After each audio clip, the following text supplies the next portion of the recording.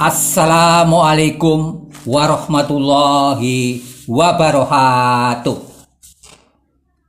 Kali ini ulasan yang disodorkan berjudul Perjuangan Raden Patah. Perjuangan Raden Patah. Sebelumnya jangan lupa di like, di share, di subscribe. Semoga video ini ada gunanya. Nah, ketahuilah, sepanjang sejarahnya, Kerajaan Majapahit yang eksis dari tahun 1293 sampai tahun 1519 terdapat 11 raja yang berkuasa. Di antara para raja tersebut ada yang punya julukan Brawijaya, yakni Brawijaya 1 sampai Brawijaya 7. Artinya tak semua raja Majapahit punya julukan Brawijaya. Jika kerajaan Majapahit mengalami masa keemasan saat dipimpin Raja Hayam Wuruk bersama Mahapatih Gajah Mada. Tapi sepeninggal Hayam Wuruk, kerajaan Majapahit mengalami kemunduran. Sejumlah faktor yang menyebabkan kemunduran kerajaan Majapahit itu, di antaranya yang paling telak terjadi perang saudara, perang Paregreg dari tahun 1401 sampai tahun 1406. Ini adalah perang saudara antara Prabu Wikramawardhana melawan Pangeran Wirabumi dari Belambangan. Akhirnya Prabu Wikramawardhana yang memenangkan peperangan tersebut. Nah, saat Brawijaya V berkuasa, ada raja tandingan, yakni Bre Pandansalas, yang diteruskan anaknya, yakni Girindra Wardhana. Akhirnya Brawijaya V dikalahkan oleh Girindra Wardhana yang melakukan penyerangan. Kejadian itu dikenal sebagai Nirwoh Kertaning Bumi, itu Candra Sengkala, tahun 1400 Saka. Jika diklopkan tahun Masehi berarti tahun 1478. Kerajaan Majapahit runtuh, tapi sebetulnya pemerintahan tetap berjalan, dikemudikan pihak yang menang melakukan perebutan kekuasaan. Sebagaimana disitir sebelumnya, saat Brawijaya V berkuasa, ada raja tandingan, yakni Bre Pandansalas alias Brawijaya 6 dan Girindra Wardhana alias Brawijaya 7. Nah, pusat pemerintahan kerajaan Majapahit saat dipimpin Brawijaya 6 dan Brawijaya 7 ada di Kediri, bukan lagi di Trowulan. Dari berbagai sumber, misalnya kitab Pararaton, babat tanah Jawi, dan Serat Darah bahwa Brawijaya V mempunyai banyak istri. Khususnya Serat Darah menyebut Brawijaya V mempunyai anak sebanyak 117 orang.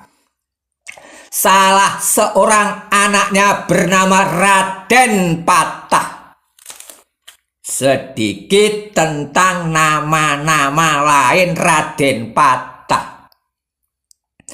Brawijaya V punya selir bernama Tan Engkian. Nah, Tan Engkian ini saat lagi hamil karena satu dan lain hal diserahkan kepada Pangeran Damar alias Swan Leong, Adipati Palembang.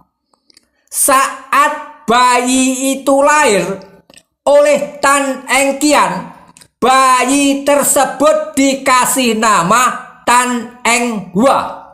Sedangkan Pangeran Damar memberi nama Cao Chang.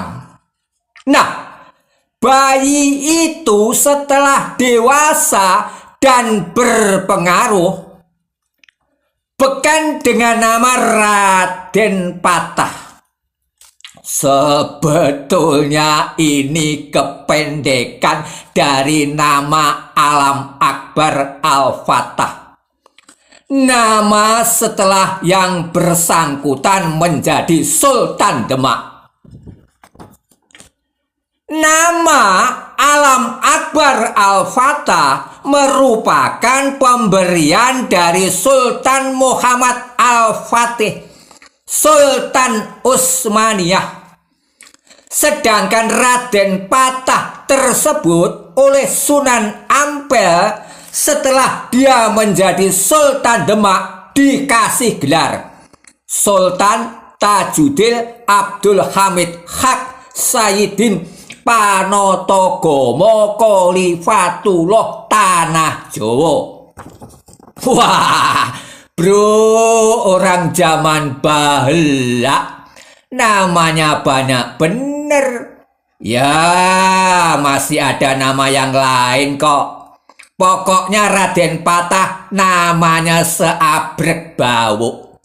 Nama-nama itu masih ada, misalnya Raden Yusuf, Raden Hasan, Raden Probo, Panembahan Jimbuningrat, dan Panembahan Suryo Ngalam. Wah, banyak bener. Jika Raden Patah namanya seabrek, Raden Patah mempunyai 3 istri, yaitu Nyai Salekah, Nyai Asipah, dan Nyai Randu. Dari Nyai Salekah lahir Pangeran Kikin dan Ratu Nyowo. Dari Nyai Asipah lahir Pangeran Pati Unus dan Pangeran Trenggono. Dari Nyai Randu lahir Pangeran Kanduruan dan Pangeran Pamekas. Perlu dijelaskan, perkawinan Pangeran Damar dengan Tan Engkian lahir anak laki-laki yaitu Kinsan. Kinsan ini beken dengan nama Raden Timbal. Jadi Raden Patah punya adik laki-laki, seibu tapi berbeda ayah.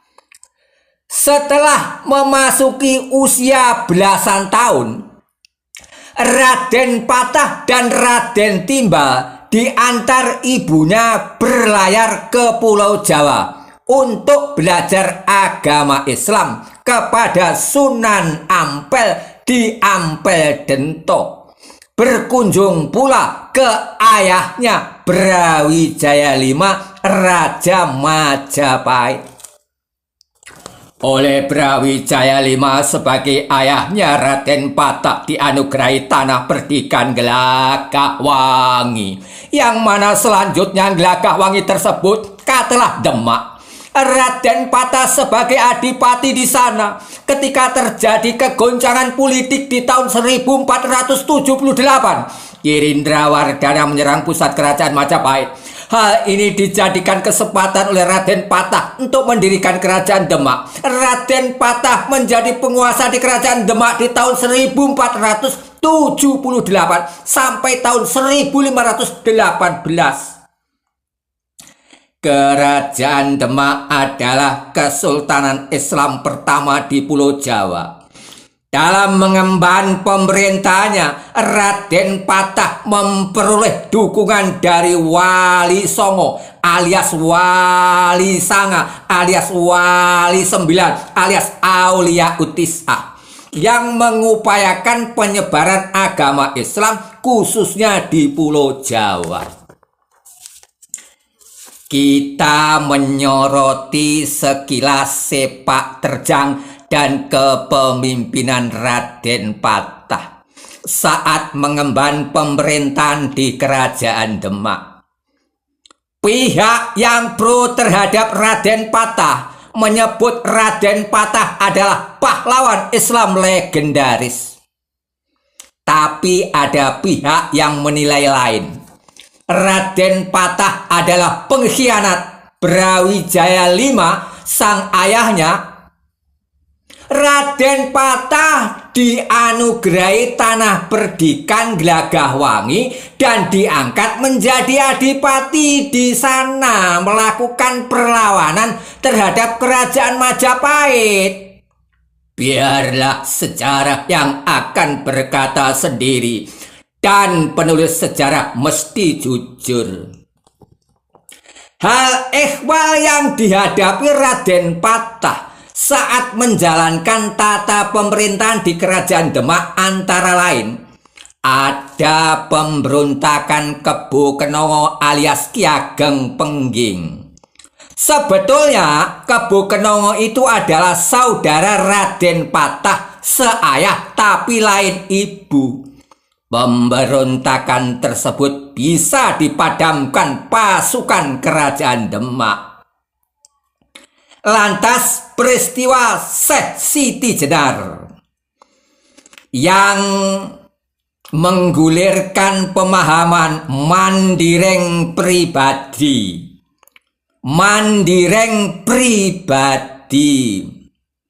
Pada waktu itu Syekh Siti Jenar yang mengajarkan paham tersebut dijatuhi hukuman mati.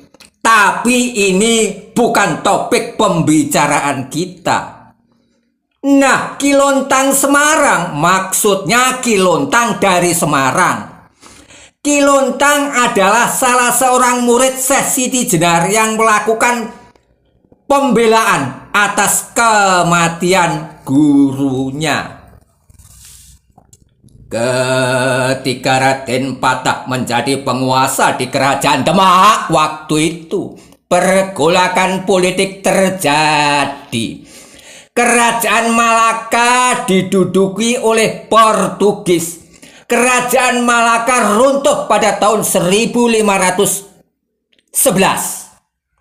Pasukan kerajaan Demak melakukan penyerangan terhadap Portugis di Malaka pada tahun 1513.